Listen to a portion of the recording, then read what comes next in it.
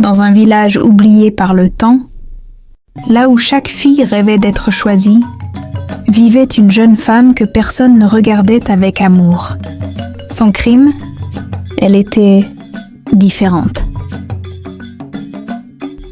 Dans un petit village africain entouré de collines rouges et de grands baobabs, les traditions étaient dit plus lourdes que les pierres. Ici, une femme devait être mince, gracieuse, silencieuse. Sinon, elle était condamnée au rejet. Chaque matin, les femmes se retrouvaient près de la rivière.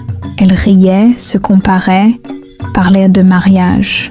Mais une seule restait toujours à l'écart. Elle s'appelait Kassala. Elle avait 25 ans. Elle était la plus grosse que toutes les filles du village. Pas juste ronde, vraiment grosse. Son corps attirait les moqueries. Son ombre attirait les murmures. Quand elle marchait, les enfants riaient. Quand elle passait, les femmes chuchotaient « Qui va l'épouser celle-là ? Mais elle mange trop.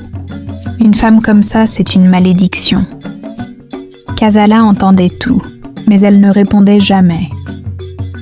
Un jour, sa mère prit courage. Elle alla voir les familles des hommes du village. Un par un. Tous refusèrent. Elle est trop grosse. Elle ne pourra pas travailler au champ. Les ancêtres n'acceptent pas une femme comme ça. Même les hommes les plus pauvres disaient non. Même les plus vieux riaient. Kassala comprit une chose terrible ce jour-là. Elle était devenue invisible comme femme, mais trop visible comme honte. Chaque soir, Kassala s'asseyait seule devant la case familiale. Elle regardait les étoiles. Elle rêvait d'amour, d'un homme qui la verrait autrement, d'un enfant qui l'appellerait maman. Mais le village avait déjà décidé. Elle mourra seule. Ses larmes tombaient sur la terre sèche, et personne ne les essuyait. Une nuit, alors que le village dormait, Kassala entendit une voix étrange dans le vent. « Ton corps n'est pas ta malédiction, c'est ton destin. » Elle se leva brusquement. Son cœur battait fort, sans le savoir. Sa vie venait de changer pour toujours. Mais ce que Kassala allait découvrir allait terrifier le village entier. Le jour du marché était le pire pour Kassala. Les hommes venaient de villages voisins. Les jeunes filles se faisaient belles. Les mères espéraient un mariage. Kassala aussi se lava. Elle mit son meilleur pagne. Elle se parfuma légèrement. Mais dès son arrivée, les regards changèrent. Les rires éclatèrent. Même le pagne souffre sur elle. Cette fille cache le soleil. Qui va supporter ça dans sa maison ? Un homme la regarda, puis détourna les yeux avec dégoût.